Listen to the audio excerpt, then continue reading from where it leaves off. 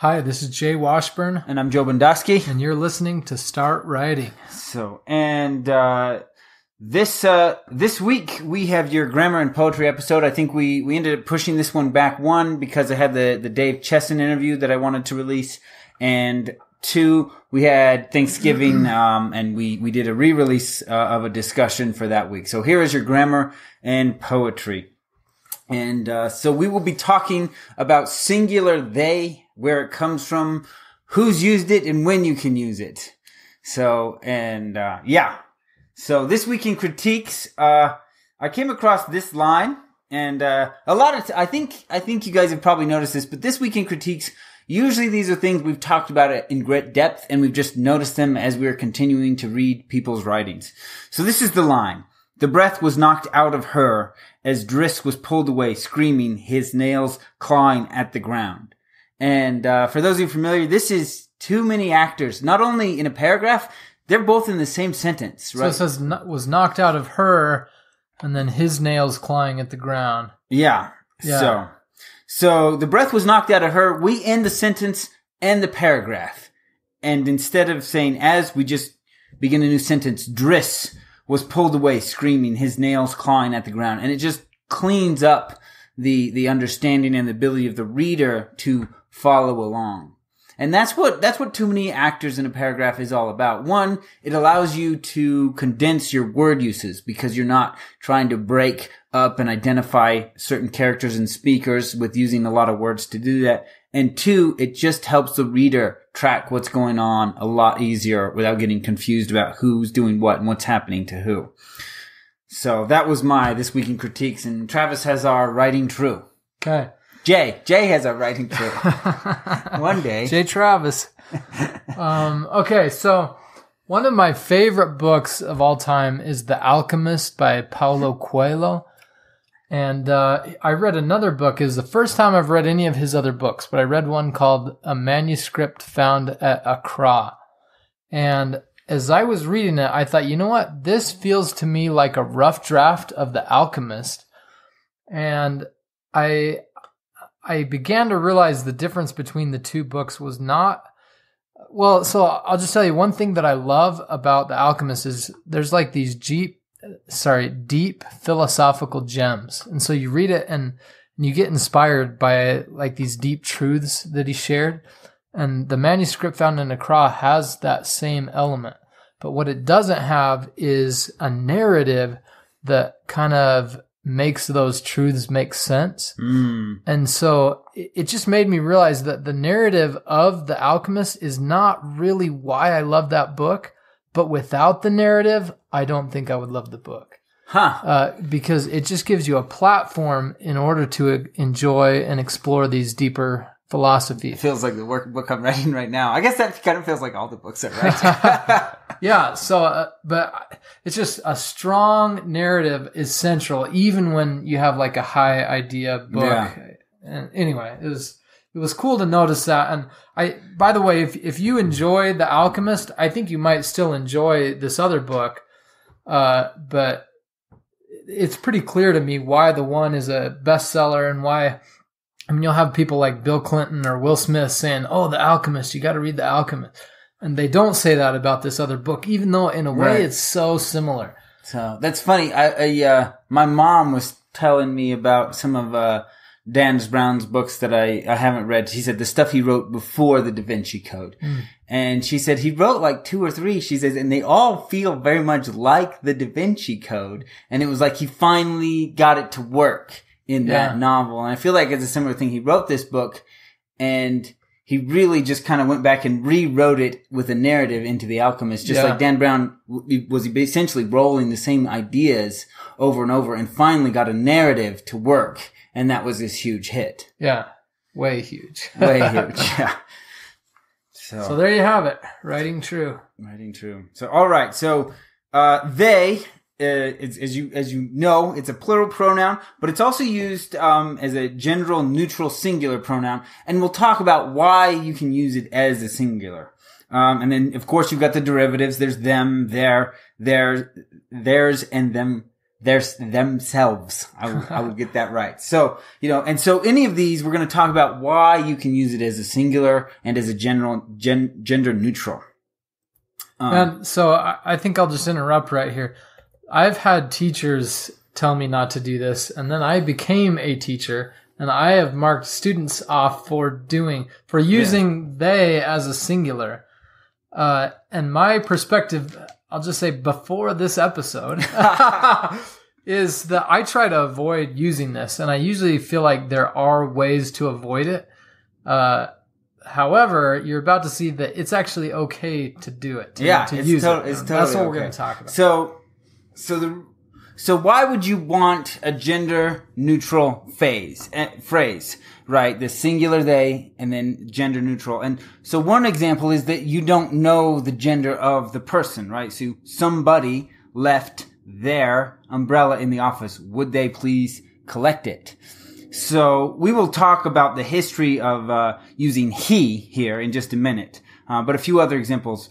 Because we don't know who left, we don't know their gender, right? Who left the umbrella. And then the reflexive form would then be themself as opposed to themselves. So this is the one exception when we talked about the derivatives, is when you're using that singular they and you want to use themself instead of themselves. Wait, so you might say, would they come identify themselves? Yes. And that's singular. That's singular. Sort of. And that I would even consider overly formal, okay. Right? Like if you're writing some kind of report or something like that, I wouldn't even use that in fiction writing, because I think it's a stop point for a reader to be like, is that correct? It doesn't feel like it's correct. So unless your character is a grammar Nazi. Yeah. A grammando. Oh, that's awesome.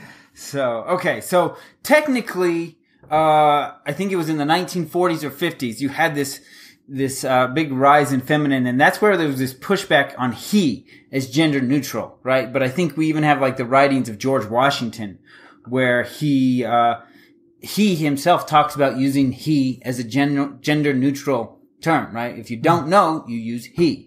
That's right? interesting. And then why was Washington talking about? I don't know. It was grammar? just in some letter. I guess he was having a discussion with somebody via correspondence. Yeah. But then there are also like French philosophers who talk about it being like, everyone aspires to the masculine. It's stronger and superior. You use he, right? So this is back in the 1800s when that comes up. And that's still used today in other languages.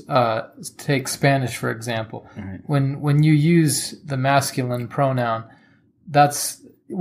so you're supposed to be grammatically correct, use the masculine pronoun when you're referring to a group that has a mixture of genders. Yeah, but are you learning archaic rules? Because if you go to like a hardcore grammando, they'll say, no, you're supposed to use he. Well, I guess what I'm saying is I think that's like English politically correct. Right. But it's not necessarily universal. Right, yeah. But yeah. So, and the reason behind this, I think, is the masculine person answers the general name, which comprehends both male and female. This is what's written in the grammar books. As any person who knows what he says, and fish, right? So that's from the grammar book saying why you should use he as your gender neutral, right? And I think in 1850, I mentioned we have British Parliament, right? Words importing masculine gender shall be deemed and taken to include females. Now, the earliest attempt to create these gender neutral pronouns comes from the 1792, when the Scots economist James Anderson advocated for an indeterminate oo. That's O-U. Not he, not she, not it, oo. Later, they tried Z, like he, except with a Z. Wow. But it was never picked up into common use. And here's the reason why, is because for over 5 centuries, so back in the 1400s, common people were using they as a singular reference to gender unknown and gender neutral, right? So it wasn't being written that way very often, but people were saying it that way. And so that's why all these attempts to saying you're supposed to use he as gender neutral, or oo, or z, none of them worked because there was already a term in use. And it had been around for hundreds of years. It's how people were talking. Right? So some people take issue with singular they because it's plural. We're like, it can't be singular. It's plural. To which we point to the word you. Singular and plural. And we all know how it works, right? You're not losing anybody. Now, I'll talk about my own experience. Now, there's a term in the Midwest and in the southern United States called you all or y'all, as they say it. And when I first heard y'all, I thought that this was a brilliant adaptation of language. They had taken a problematic term, you being both singular and plural, and created a plural version of it. I was like, okay, that clarifies that. You have you, and then you have you all. And then I was talking to a guy from Texas. He says, no, y'all is both. You, singular and plural, is just how we talk. I was like, that's terrible. You could have... Ruins the advantage, yeah. Yeah. And so the complaint that they should be plural doesn't hold much water because we already do that with you.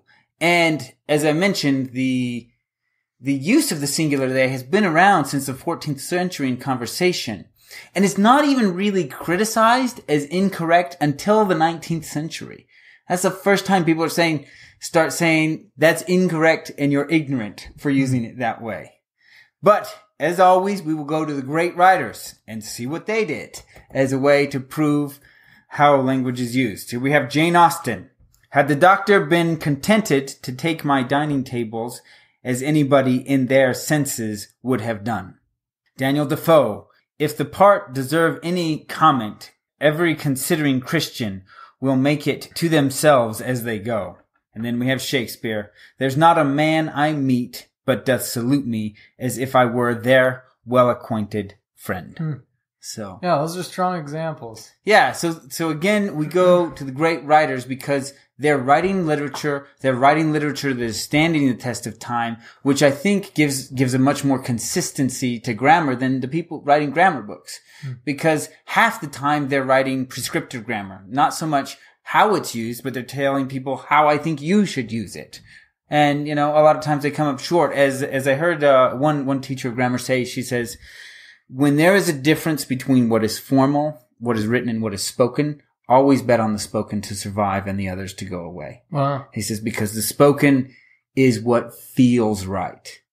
He says, the formal rules of grammar can cause people to stumble and stutter as they read because it doesn't feel right. Yeah. But the conversational tone does. And the great writers recognize that and adhere to how the language is spoken, not what grammar teachers were saying you should and shouldn't do. I've seen a related phenomenon, mostly in contemporary books, where they'll use she as I guess you could say, universal singular pronoun. Have you seen that in books? I've seen writers that will switch between he and she when they're talking about just whoever. Right. But then I've seen other ones that always stick with she. And it almost seems like kind of like recompense a feminist push there. Yeah. But I mean, these are male writers. A lot of females also use that, which I think is great. But it's just kind of an interesting. And then finally we have in 2005, they was the word of the year. Singular they was the word of the year according to the American Dialect Society.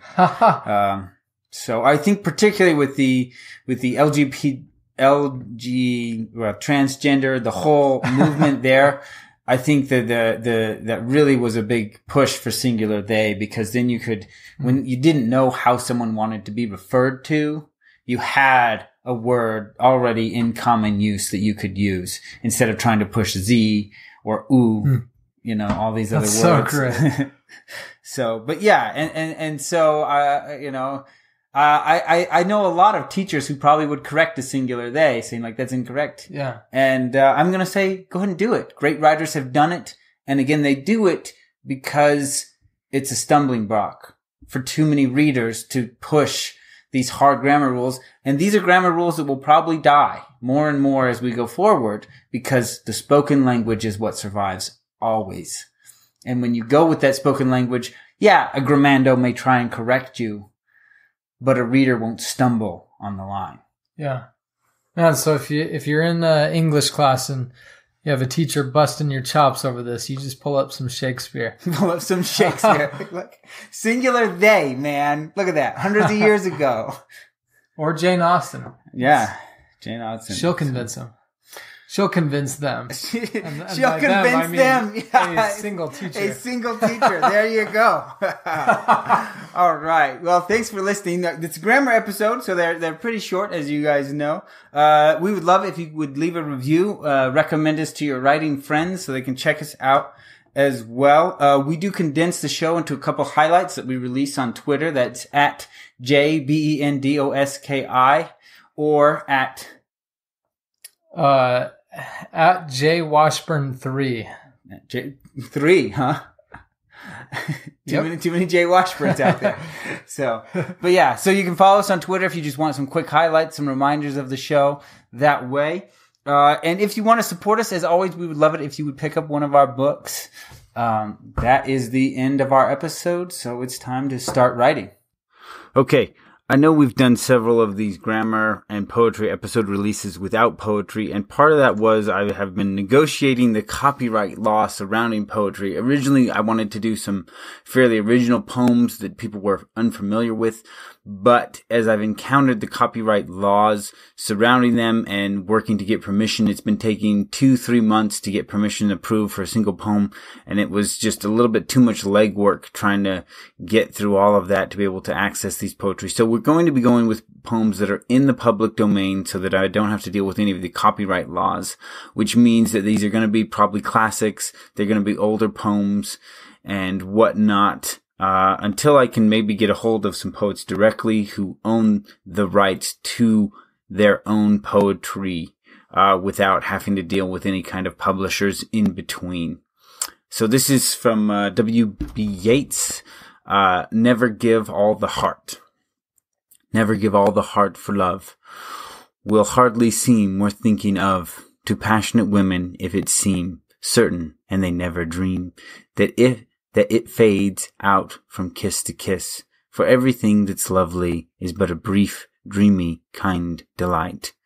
Oh, never give the heart outright, for they, for all smooth lips can say, have given their hearts up to the play.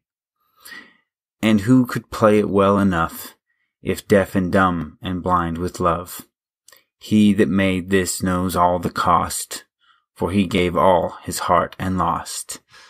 That's Never Give All the Heart by W.B. Yeats, and that is the end of the grammar and poetry episode. So as always, we would love it if you'd check out one of our books or let some of your writer friends know about our podcast.